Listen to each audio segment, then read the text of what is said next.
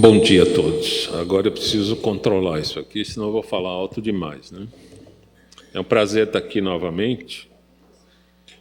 De quando em quando a gente tem essa oportunidade de revê-los aqui, visitar novamente o SEAC, o Allan Kardec de Campinas.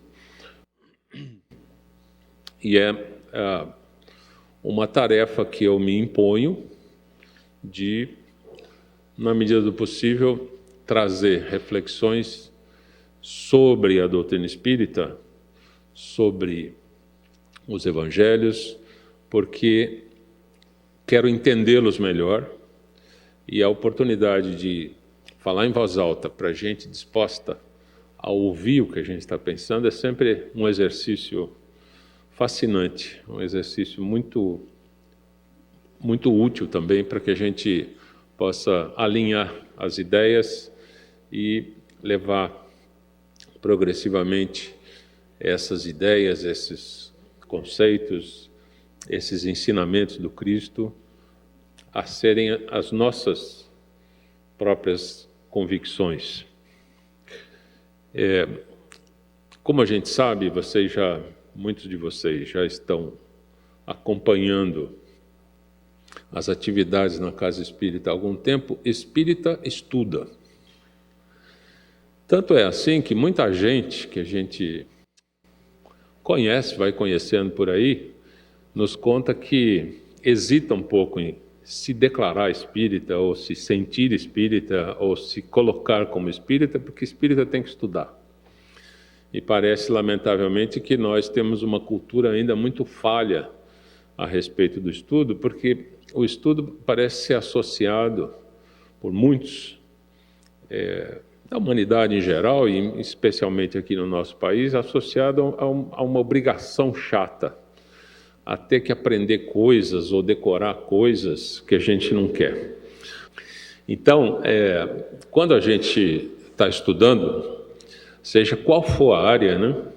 Eu, por exemplo, sou físico, a minha vida é estudar, mas tem muitas outras profissões para as quais o cotidiano desses profissionais também é estudar. E a gente, quando se depara com a informação que nos chegou através da codificação de Kardec, para que possamos apreciar a vontade do Pai, como diz Jesus, as leis de Deus que nós precisamos aprender para segui-las, né? Como cidadãos comuns, nós queremos estar vivendo de acordo com as leis, não queremos ser fora da lei. Mas como espíritos imortais, eventualmente reencarnados, mas imortais, nós precisamos, para viver como espíritos dentro da lei, conhecer a lei, conhecer a vontade do Pai, como eu já disse, que é como Jesus se refere a essas leis universais, que valem em todos os recantos do universo, a gente precisa aprendê-las. E como a gente não nasceu sabendo, a gente precisa estudá-las. E o melhor roteiro para estudar essas informações, né, é olhar para os evangelhos, porque eles refletem a mensagem, né, são uma sinopse mesmo das mensagens que Jesus nos trouxe, seja na forma de parábolas, de exemplos do seu comportamento cotidiano, das falas que ele manteve com seus seguidores imediatos e com o povo em geral. Então, o fato de que espírita estuda é um dado irrefutável. Nós precisamos mesmo nos colocar, não necessariamente como profissionais dessa ou daquela área que precisam conhecer o seu campo de atuação, mas como espíritos cuja vida não vai acabar e que querem angariar informação para saber, não para fazer prova que outros vão nos impor, mas para fazer as provas que a vida nos impõe. Não é? A vida é uma coleção de desafios, alguns mais pungentes do que outros, alguns mais doloridos do que outros, mas são desafios que nos fazem repassar, muitas vezes, lições que nós não fomos capazes de aprender ainda, e outras vezes nos trazem oportunidades para, enfim, refletir sobre determinadas circunstâncias e tomar decisões. Estudar de antemão, e especialmente estudar os conselhos de Jesus através do Evangelho, ou dos Evangelhos que chegaram até nós ao longo desses 2 milênios, é uma tarefa nobre, muito boa, muito agradável e muito útil, se a gente de fato se dispuser a entender as linhas e entrelinhas, não apenas decorar. Então, esse título, que tendes, na verdade, está escrito num idioma arcaico, né, português, porque é uma pergunta feita na segunda pessoa do plural. Vós tendes, que tendes? O que você tem? Eu uso, de uns tempos para cá, a versão do Novo Testamento feita pelo Haroldo Dutra Dias, e esse termo que tendes não aparece lá, ele não está conjugado assim, na segunda do plural. Mas ele é tão conhecido de muita gente, muitos que chegaram até aqui, enfim, tendo conhecido os evangelhos pelo catolicismo, por exemplo, vão reconhecer que essa é uma pergunta que reverbera na nossa alma, né? O que, no fundo, Jesus está perguntando para cada um de nós. E feita dessa maneira rebuscada, na segunda do plural, é uma forma elegante de perguntar: com que você vai entrar? Você quer tudo e não vai entrar com nada? Qual é o capital inicial que você vai colocar nessa empreitada, né? Então nós vamos falar hoje sobre uma das poucas passagens bíblicas do Novo Testamento que estão nos 4 evangelhos. Alguns sabem, nem todos sabem, não custa a gente então repassar que os evangelhos são 4 escritos por Mateus, Marcos, Lucas e João. Mateus foi um seguidor direto de Jesus. Ele era um publicano, cobrador de impostos, e que largou tudo em certo momento e passou a seguir Jesus como um apóstolo querido. Marcos conheceu Jesus quando ele, Marcos, era pequenininho, era criança. Jesus passou pela casa dele algumas vezes, há relatos sobre isso, mas ele, na verdade, foi batizado depois por Pedro, ele foi um discípulo de Pedro.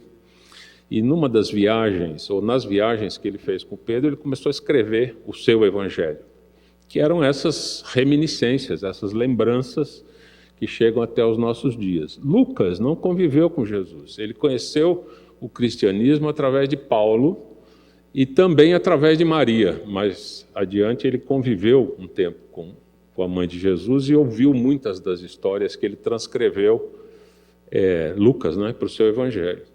E João era o mais novo dos discípulos, conviveu com Jesus por aqueles 3 anos de peregrinação. Esses 4 evangelistas nos trazem visões, em alguns aspectos, muito parecidas entre si, principalmente os 3 primeiros, que são os chamados evangelhos sinápticos, porque eles realmente se parecem entre si. Há estudiosos dos evangelhos que dizem que eles vieram todos da mesma fonte, que talvez quem escreveu o terceiro já conhecia o primeiro e o segundo, enfim. Há ramos de estudo que, principalmente em teologia, e que têm raízes no catolicismo, na Igreja Católica, ao longo dos milênios, que podem falar mais sobre isso. O que nós percebemos claramente é que o Evangelho de João é muito diferente dos outros 3, porque enquanto os 3 primeiros falam de Jesus, gente como a gente, vivendo e convivendo com as pessoas, e fazendo milagre de vez em quando, né? Porque sabe como é, né? Era isso que a gente estava esperando dele mesmo. João trata Jesus como Deus, como parte da divindade, né? Ou como um enviado dileto do Criador. Mas, além dessas diferenças, há muitas outras, no sentido de que as narrativas vão se encadeando de uma forma mais ou menos natural nos evangelhos todos, mas as passagens não estão replicadas.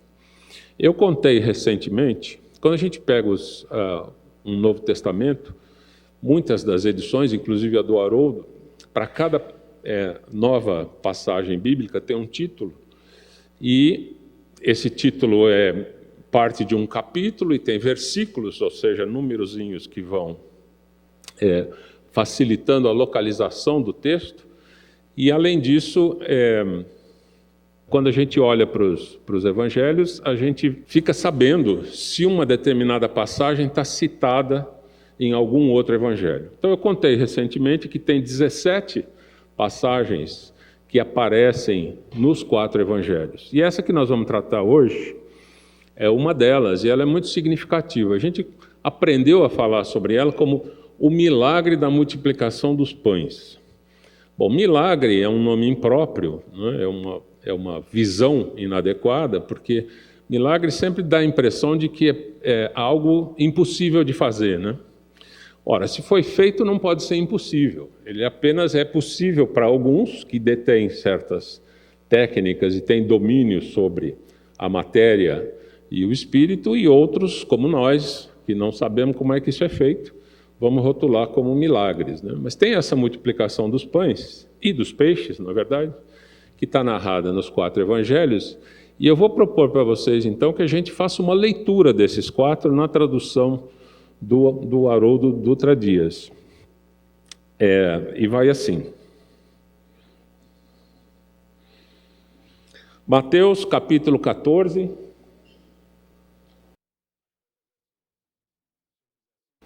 Assim eu posso ver lá na tela. Está aqui na minha tela também, mas eu queria seguir apontando, né? Então, a primeira multiplicação dos pães, existe uma segunda multiplicação dos pães que não está nos 4 evangelhos. Só alguns deles citam uma segunda multiplicação similar a essa.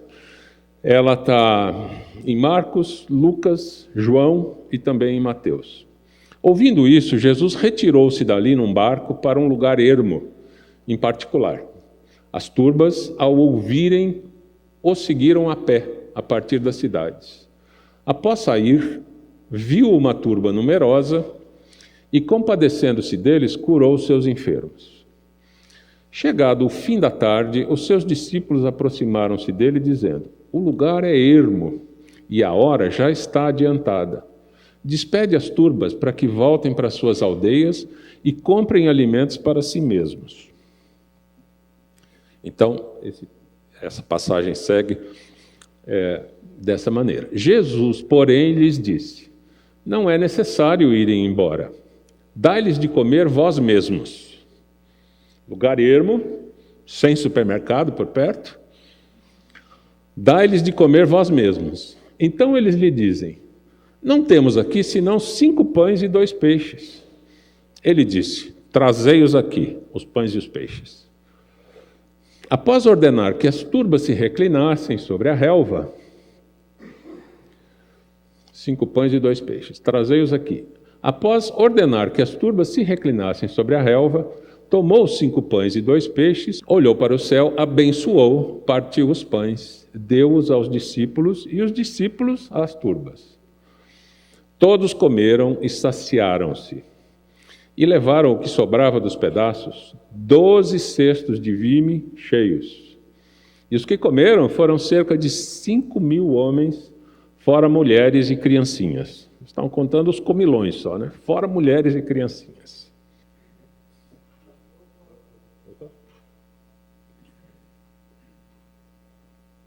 Na próxima leitura vai aparecer esse termo denário, então eu coloquei aqui para a gente já saber do que se trata, caso não soubéssemos. O denário é uma pequena moeda de prata de grande circulação no Império Romano, em todo o Império Romano, em particular na Palestina naquela época, que era dominada pelo Império Romano. Correspondia aproximadamente ao salário diário de um trabalhador.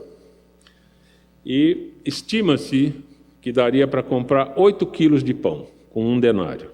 Mas vamos ver que aparece no texto 200 denários. O que diz o texto? Marcos, capítulo 6.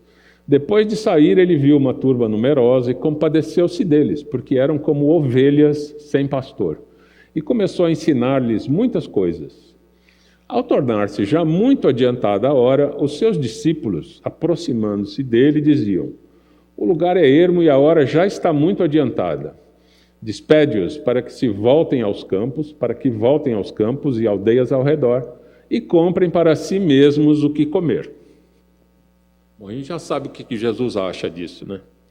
Segundo Marcos, em resposta, disse-lhes: dai-lhes vós mesmos de comer. E eles lhe dizem: iremos e compraremos pão por 200 denários e lhes daremos para comer? 1 denário, 8 quilos de pão, 200 denários, 1,5 tonelada, 1.600 quilos de pão. Bom, para 5.000 pessoas, mais as mulheres e as criancinhas, dá para dar uns 3, 4 pãezinhos cada um, né? O pão, na verdade, deve ser um pão sírio naquela época. Parece o pão sírio que a gente conhece agora e não o pão francês. Mas dá para ter uma ideia de que essa conta é crível, né? Verossímil. Iremos e compraremos pão por 200 denários e lhes daremos para comer? Disse-lhes: quantos pães tendes? Aí vem o que tendes. Que tendes? Quantos pães tendes?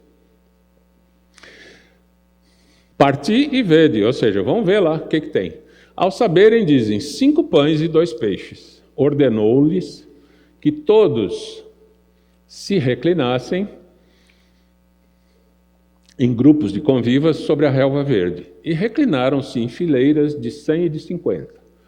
Tomando 5 pães e 2 peixes, olhou para o céu, abençoou, partiu os pães e deu aos discípulos para que oferecessem a eles. E repartiu os 2 peixes por todos. Todos comeram e saciaram-se. E levaram 12 cestos de vime cheios de pedaços de pães e de peixes. E os que comeram foram 5.000 varões. Marcos não fala das criancinhas e das mulheres, mas foram 5.000 varões. No Evangelho de Lucas, essa mesma passagem está descrita assim: ao retornarem, os apóstolos relataram-lhe tudo quanto fizeram. E tomando-os consigo, retirou-se em particular para uma cidade chamada Betsaida. Mas as turmas, ao saberem, o seguiram. Acolhendo-as, falava-lhes a respeito do reino de Deus e curava os que tinham necessidade de tratamento. O dia começou a declinar quando os 12 se aproximaram, são os apóstolos, né? Se aproximaram e lhe disseram: despede a turma para que, indo às aldeias e campos ao redor, se hospedem e encontrem alimento, porque aqui estamos em um lugar deserto. Disse-lhes: dai-lhes vós mesmos de comer. Eles, porém, disseram: não temos mais que 5 pães e 2 peixes, a não ser que nós mesmos formos comprar alimentos para todo o povo.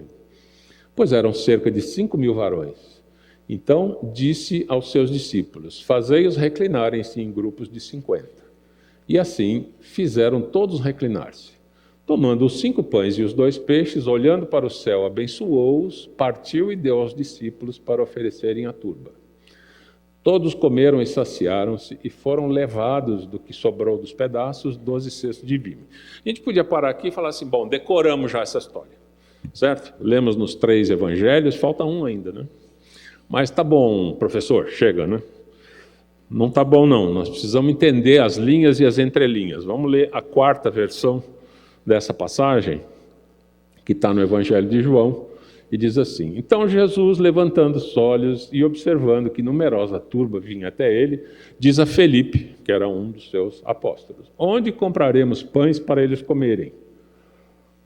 Dizia isso, porém, testando-o, pois ele sabia o que estava prestes a fazer. Nós também já sabemos, né? O que ele estava prestes a fazer. Respondeu-lhe Felipe: 200 denários de pães não lhes bastariam para que cada qual recebesse um pouco. Disse-lhe André, um dos seus discípulos, irmão de Simão Pedro: está aqui um menino que tem 5 pães de cevada e 2 peixes. Mas que é isso para tantos? Disse Jesus: fazei recostarem-se os homens. Havia muita grama no lugar. Então recostaram-se os varões em número de quase 5.000. Jesus então tomou os pães, rendeu graças, distribuiu aos reclinados, de forma semelhante também os peixes, quantos eles queriam.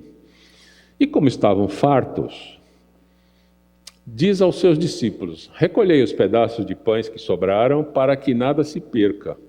Olha que importante essa passagem aqui que não está nos outros. Jesus se preocupando com o fato de que ele talvez tenha multiplicado mais do que fosse absolutamente necessário naquele momento, mas nada inútil, né?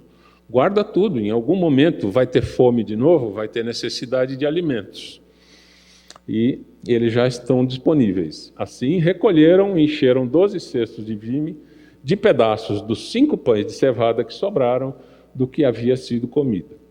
A gente vê aí alguns aspectos muito importantes que, evidentemente, as narrativas se repetem, são sempre 5 pães e 2 peixes, mas Jesus, que domina, e há 2000 anos dominava já plenamente os recursos materiais e espirituais disponíveis para utilização por um espírito daquela envergadura, daquela estatura, do ponto de vista espiritual, ele poderia perfeitamente dizer assim, tá bom, estamos aqui todo mundo com fome, não tem supermercado por perto, porque isso só vai aparecer daqui 2000 anos, vamos fazer pães e peixes. Vamos fazer pães e peixes.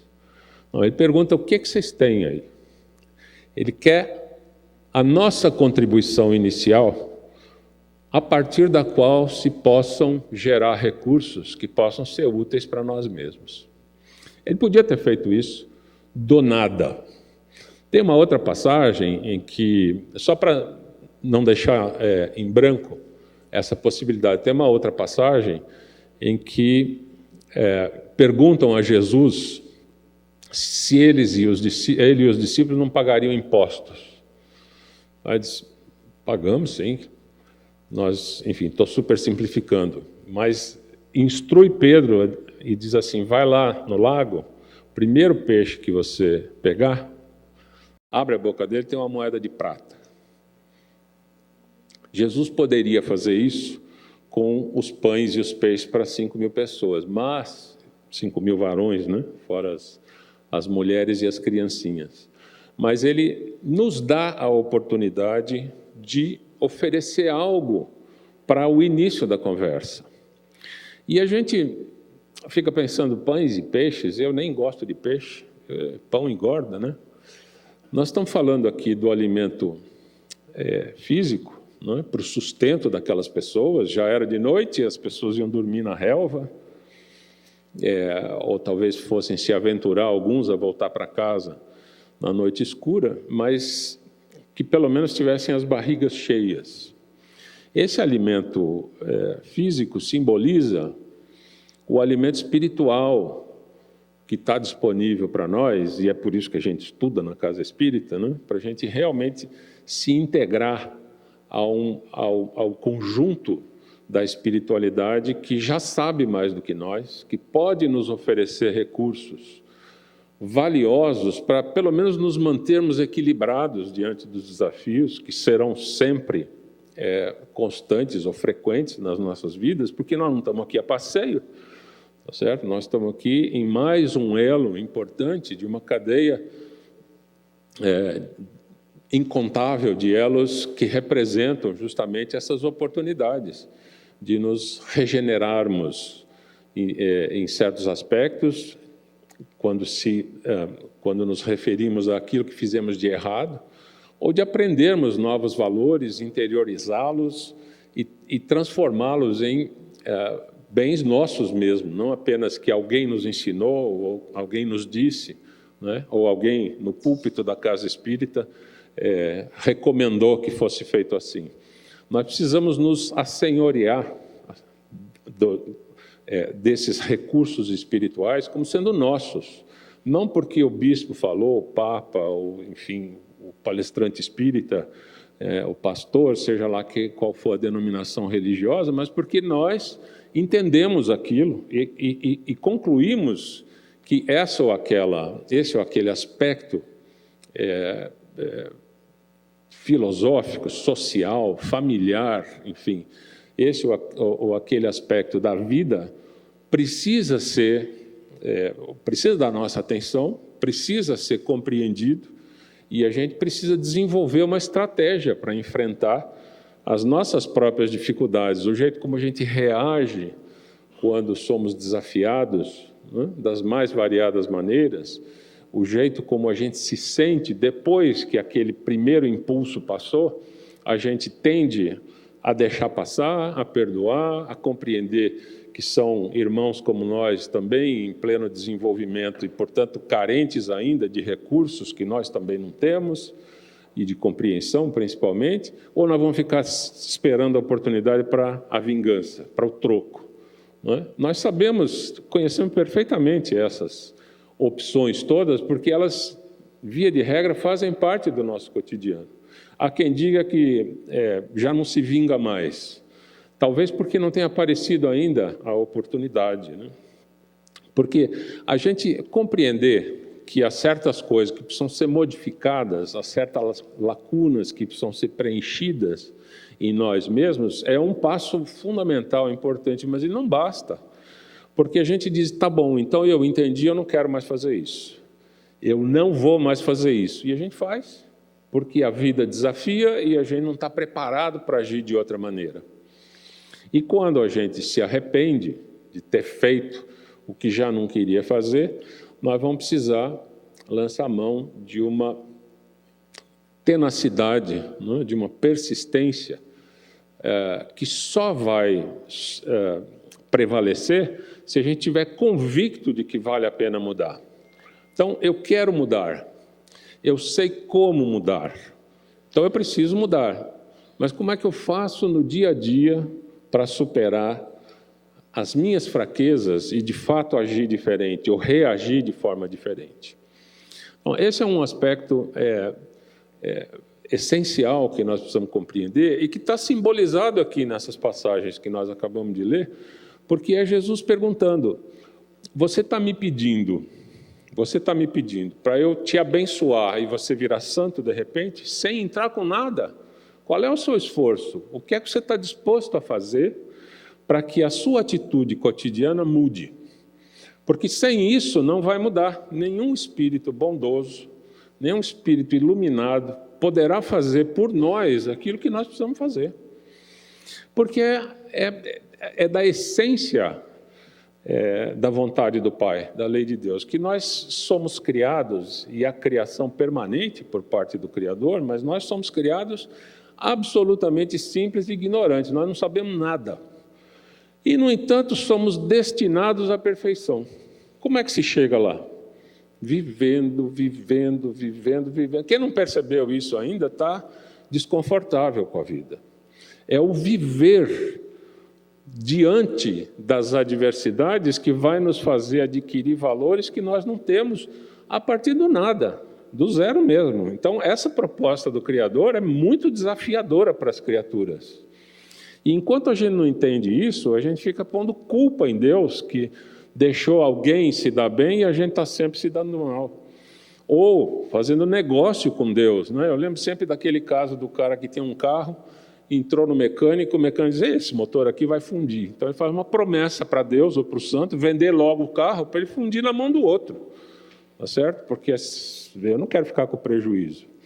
E acha que Deus, e nós nos comportamos assim, vai dar preferência a um em relação a outro. Por quê? Porque a oferenda dele é melhor? Deus precisa de oferenda. Né? Alguém é capaz de fazer uma entidade, né, criadora, inteligência suprema, é capaz de fazer tudo do nada e precisa dos nossos favores, sem o que ele não vai se sentir legalzinho durante o dia? Que tolice, que bobagem, que criancice, né?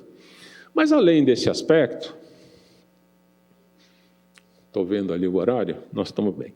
Além desse aspecto que ressalta aos olhos sobre a necessidade imperiosa de que nós acrescentemos algo, comecemos o nosso pedido com a nossa singela oferta, não do dízimo, não do pagamento da promessa com velas cumpridas, mas com mudança de atitude mesmo. Não é? Eu preciso mudar e eu me disponho a mudar, me ajuda? Esses são os poucos pães e peixes que nós estamos pedindo a Jesus que nos ajude através dos seus mensageiros, enfim, dos espíritos bondosos que nos secundam, nos abraçam, nos inspiram, nos orientam, para que eles multipliquem esses poucos recursos que nós temos e possam fazer florescer uma bondade que nós ainda não possuímos, né? Mas existe um outro aspecto muito importante, que está também nesses 4 trechos, nessas 4 passagens bíblicas, e que eu, por mim, não tinha percebido, mas li uma mensagem do Emmanuel sempre me salvando e me ensinando coisas que eu não sei ainda, em que há um aspecto fundamental que eu queria ressaltar. Quando a gente olha o Evangelho de Mateus, essa primeira multiplicação, nesse primeiro trecho, vamos dizer, a primeira metade não tem nada a apontar, a não ser lá os 5 pães e 2 peixes. Mas, ele diz assim, após ordenar que as turbas se reclinassem sobre a relva, tomou os 5 pães e os 2 peixes, etc. Aí a gente vai adiante, Marcos, está aqui. Ao saberem, dizem, quantos pães tendes? Não, desculpe. Ao saberem, dizem, 5 pães e 2 peixes. Ordenou-lhes que todos se reclinassem em grupos de convivas sobre a relva verde. Vamos lá para Lucas. 5 pães e 2 peixes. Fazei-os reclinarem-se em grupos de 50. 5 pães e 2 peixes. Agora estamos no 4º evangelho, João. Fazei recostarem-se os homens, e ele já avisa que tinha muita grama, então não iam deitar na pedra, no cascalho, mas na grama. Então, esse é um outro aspecto que nós, convém que nós fixemos atenção nele. Em todas as 4 narrativas, há essa necessidade explicitada por Jesus de que a gente se acalme, que a gente faça silêncio, cesse a bagunça, o burburinho, cesse de uma vez por todas toda a turbulência, não é, que costumeiramente emana das nossas auras, enfim, dos nossos, enfim, de cada um de nós, do nosso ser. Então, Emmanuel fala sobre isso numa lição que eu vou compartilhar aqui com vocês, que chama-se Tende Calma. Ela justamente está no livro Caminho, Verdade e Vida, é a lição 25, e essa série, como muitas outras séries do Emmanuel, são lições que foram ditadas ou psicografadas, em geral, sempre por Chico Xavier, em geral, após um estudo de uma determinada passagem do Evangelho. Então, esse livro Caminho, Verdade e Vida faz parte de uma série, e citando essa passagem bíblica que nós acabamos de ler, reler, Emmanuel se fixa justamente nesse aspecto de que é preciso entrar com algo, mas mais do que isso, é preciso fazer silêncio interior, acabar com a bagunça. Então ele diz assim, esta passagem do Evangelho de João é das mais significativas. Verifica-se quando a multidão de quase 5.000 pessoas tem necessidade de pão no isolamento da natureza. Os discípulos estão preocupados. Filipe afirma que 200 dinheiros, ou denários, né, não bastarão para atender a dificuldade imprevista. André conduz ao mestre um jovem que trazia consigo 5 pães de cevada e 2 peixes. Todos discutem. Jesus, entretanto, recebe a migalha sem descrer de sua preciosa significação. 5 pães e 2 peixes para alimentar 10.000 pessoas são migalhas mesmo, né? Todos discutem. Jesus, entretanto, recebe a migalha sem descrer de sua preciosa significação e manda que todos se assentem. Pede que haja ordem, que se faça harmonia. E distribui o recurso com todos maravilhosamente. A grandeza da lição é profunda. Os homens esfomeados de paz reclamam a assistência do Cristo. É assim que nós somos. Deus me ajuda, Jesus me ajuda, Santo meu me ajuda, Bom Espírito me ajuda. Me ajuda, me ajuda, me ajuda, me ajuda, porque eu preciso de ajuda. Os homens esfomeados de paz reclamam a assistência do Cristo. Falam nele, suplicam-lhe socorro, aguardam-lhe as manifestações. Concretiza, multiplique benesses para que eu me dê bem. Não conseguem, todavia, estabelecer a ordem em si mesmos para a recepção dos recursos celestes. Misturam Jesus com suas imprecações. Imprecações são pragas, né? Como é que eles dizem? Maldições. Misturam Jesus com suas imprecações, suas ansiedades loucas e seus desejos criminosos. Naturalmente, se desesperam, cada vez mais desorientados, porquanto não querem ouvir o convite à calma, não se assentam para que se faça a ordem, persistindo em manter o próprio desequilíbrio. Essa lição é muito importante para quem de fato está querendo entender as linhas e as entrelinhas da mensagem de Jesus, e a gente pode imaginar que tem mais entrelinhas guardadas, que o próprio Emmanuel decifra de vez em quando. Emmanuel é um estudioso do Evangelho de longa data, né? Depois de ter encarnado como senador romano, como ele mesmo nos conta, ele teve várias encarnações que ele também aponta para nós, muitas delas como padre. Porque para entender o Evangelho você precisava ir para a igreja, né? Não era para a arena de gladiadores que você ia aprender o Evangelho. Então, Emmanuel foi padre, muitas encarnações, aprendeu muito sobre o Evangelho. Foi padre Manuel da Nóbrega, né? Fundou São Paulo em 1554. Mas ele tem um conhecimento do Evangelho que nós não temos ainda e nos ajuda enormemente pensando essas pedras preciosas nas passagens bíblicas. E ele está nos apontando esse aspecto que muitas vezes passa batido para nós. A gente gosta mesmo, como eu já disse aqui agora há pouco, de fazer negócio com a divindade, né? Nós imaginamos, no decurso dos milênios, que era sempre preciso ter alguém muito conhecido, assim com os homens, né, para levar para eles as nossas demandas, né? E a gente, então, acabou aceitando essa ideia de que algumas pessoas iluminadas, talvez, mais sabidas, mais espertas, tinham acesso aos escaninhos, aos corredores da divindade que nós não temos. E apostamos que fazer negócios com Deus através dessas criaturas, que nós chamamos, enfim, de ministros em geral, padres, bispos, pastores, era um caminho adequado, porque ele não requer prática nem habilidade. Sabe o cara que está vendendo um negócio no meio da rua lá e diz, olha aqui, ó, compra isso aqui, você leva para casa, não requer prática nem habilidade. Mas não precisa saber nada, então.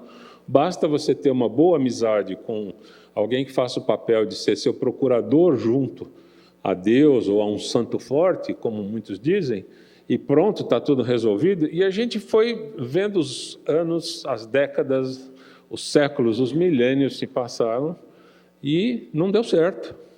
A gente não ganhou um pedacinho do céu por conta dessas trocas, né, desses escambos estranhos que nós propusemos, que são de forma mais variada, mas sempre oferecendo aspectos concretos para Deus, como se Deus realmente precisasse da luz de uma vela para se tornar, sei lá, um Deus mais iluminado.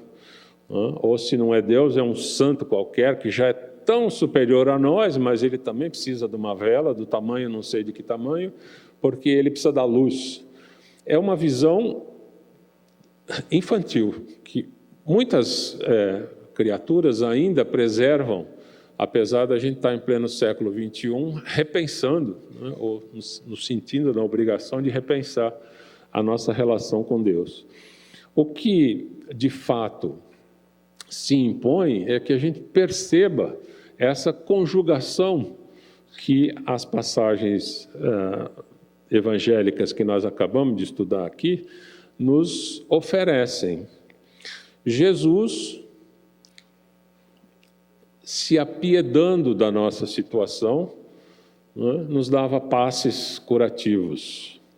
Muitas vezes, em determinadas circunstâncias, os evangelhos narram casos específicos, Jesus se refere diretamente a essa ou aquela virtude, ou a esse ou aquele defeito ou vício, e nos chama a atenção, na figura de alguém que está recebendo a bênção de uma cura, para que a gente não repita mais aquilo, que a gente mude de atitude.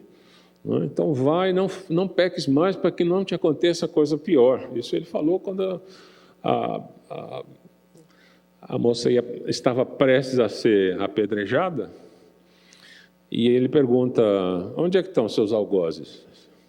Se foram, eu também não te condeno, mas vai e não peques mais, para que não te suceda coisa pior.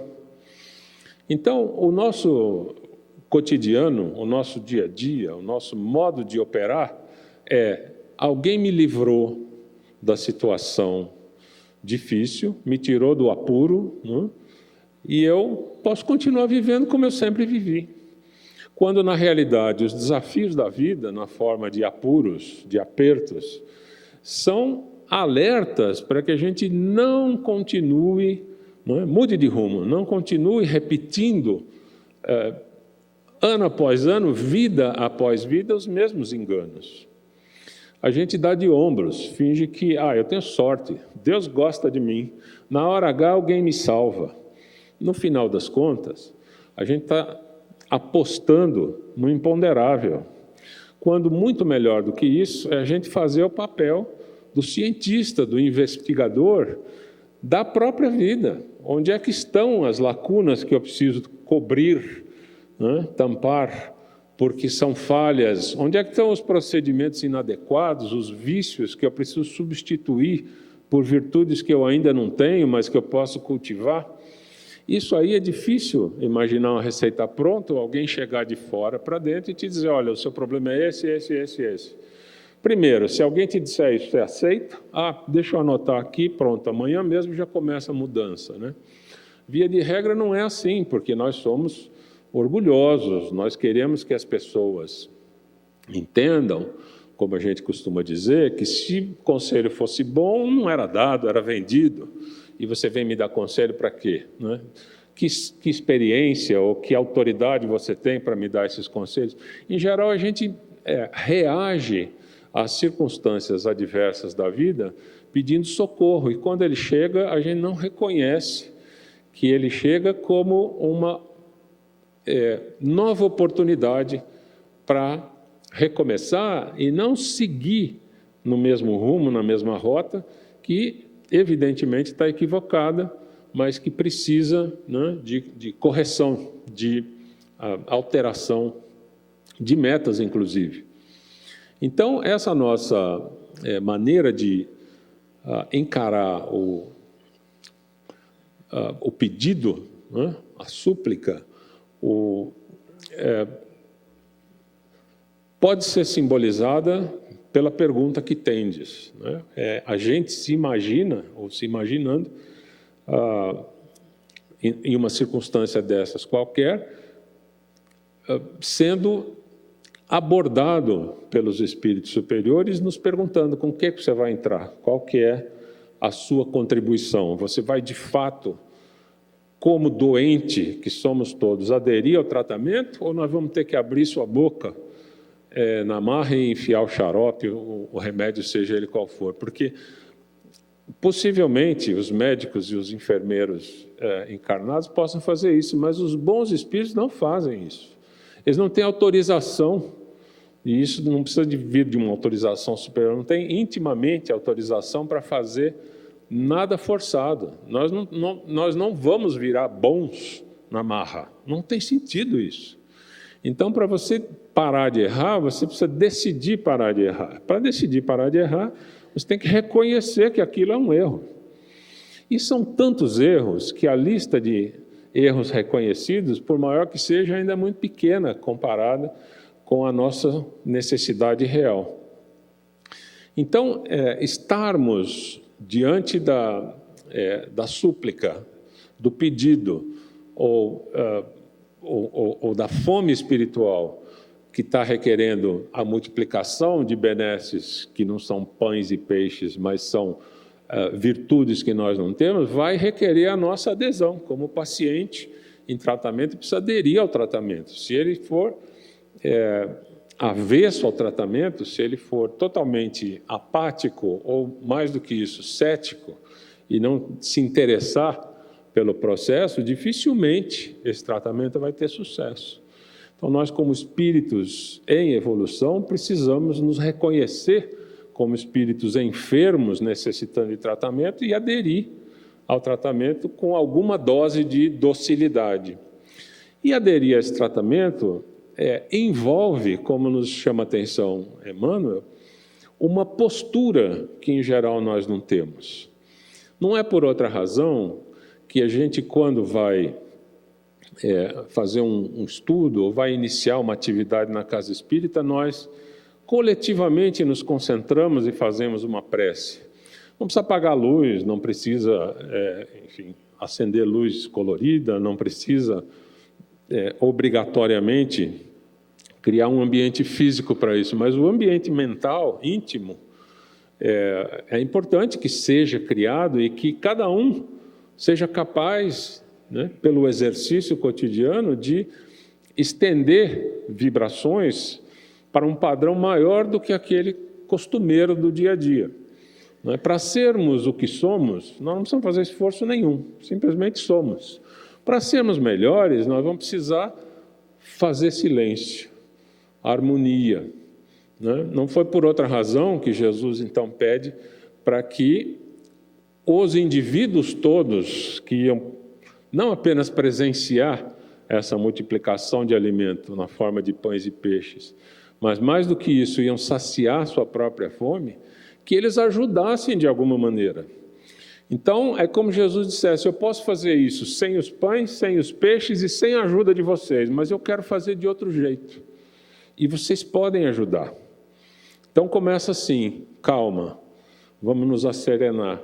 Vamos, como quem diz, vamos elevar o nosso padrão vibratório para que nós sejamos capazes de alcançar padrões vibratórios outros que nós ainda não conhecemos, que espontaneamente não conseguimos alcançar, mas que é como, pedir ajuda levantando os braços e não esperando ser içado, Essa é uma lição tão importante e, por outro lado, tão difícil da gente perceber na atitude cotidiana das pessoas.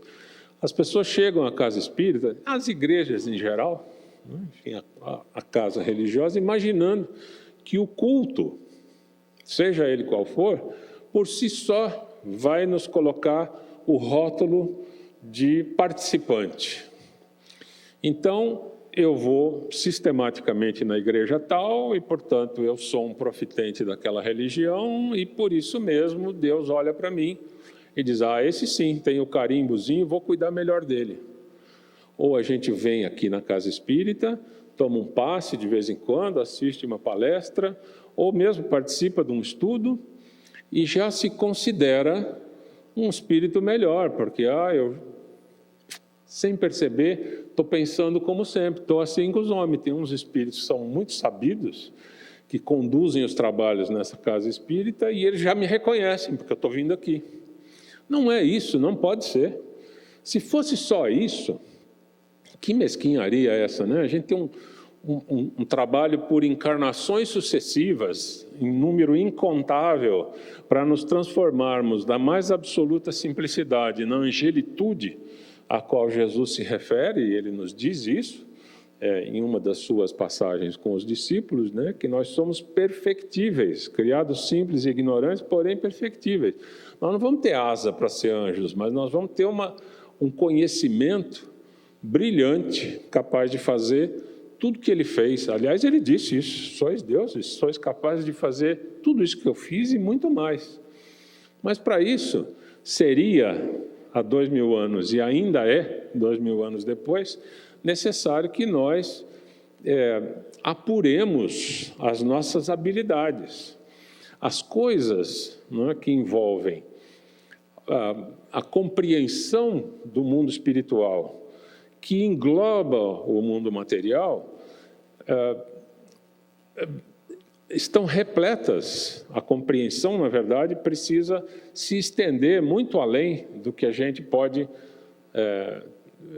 considerar tangível, né? Pode palpar, pode tocar com as mãos, pode cheirar, pode enxergar. Porque o mundo espiritual é muito mais amplo do que o mundo material. Nós estamos embebidos nesse mundo espiritual, fazemos parte dele, mas não o enxergamos em geral, né? Com raríssimas exceções de pessoas que têm uma mediunidade aflorada e podem, inclusive, enxergar espíritos, ou ouvi-los, né? Ou ter a impressão clara de que as vozes, os sons estão de fato impressionando os tímpanos. Não precisa nada disso, né? Porque espíritos se comunicam entre si sem ter tímpanos, sem ter córneas. Mas a gente, enfim, se satisfaz com a limitação que o corpo físico nos oferece e imagina que o mundo espiritual também seja assim. Aliás, tem muitos livros que procuram, de uma forma elegante, nos oferecer uma visão de como é o mundo espiritual e no que ele é diferente daquilo que nós conhecemos ordinariamente no mundo físico, mas há outros também que supersimplificam e fazem, enfim, o relato se tornar até um pouco ridículo. Mas, seja como for, nós estamos no momento de nos impor uma mudança de atitude que nos permita reconhecer quais são os pontos verdadeiramente importantes que estão já ao nosso alcance modificar em nós mesmos e tratar de fazer silêncio interior, harmonizarmos-nos com o universo em geral, reconhecendo a nossa posição de espíritos em passos preliminares de evolução ainda, mas que podemos receber ajuda de espíritos que estão dispostos a nos oferecer apoio, nos oferecer conselhos, nos oferecer, enfim, alternativas para que a gente possa tomar as decisões mais adequadas. Seja como for, ninguém, como eu já disse mais de uma vez hoje, nenhum espírito está autorizado a tomar decisões por nós. Não faria sentido. E, por isso mesmo, nós não perdemos nada em abandonar de vez essa ideia de que nós precisamos de procuradores junto à divindade para nos representar. É o contrário, nós precisamos nos fazer visíveis pela nossa disposição de aderir ao tratamento, pela nossa disposição de empreender as mudanças que precisam ser feitas e para que elas sejam feitas de acordo com aquilo que de fato possa nos ajudar a crescer, nós precisamos reconhecer quais são essas mudanças, como fazê-las. É por isso que a gente estuda o Evangelho, porque Jesus nos deixou esse roteiro para que nós, lendo e relendo, conversando entre nós, verificando consequências que estão muitas vezes embutidas nos relatos, a gente possa se munir de instrumental, de ferramentas para nos, enfim, sentirmos-nos suficientemente fortes e apoiados para fazer as mudanças amargas, difíceis que nós precisamos empreender em nós mesmos, deixando de uma vez por todas de olhar o cisco no olho do outro, quando na verdade tem uma trava enorme no nosso próprio olho. A gente precisa achar quais são as mudanças indispensáveis que são parte da nossa necessidade e, mais do que isso, encontrar meios para colocar em prática essas estratégias de mudança que são pessoais e intransferíveis. Então, essa é a nossa mensagem dessa manhã. Eu acho que a gente podia encerrar assim, a cada pedido que fizermos, lembremos-nos de aquietar o coração, serenar a mente e oferecer, desde logo, a nossa contribuição inicial. Daí a pergunta que não quer calar: com quanto nós vamos entrar? Que tendes? Bom dia.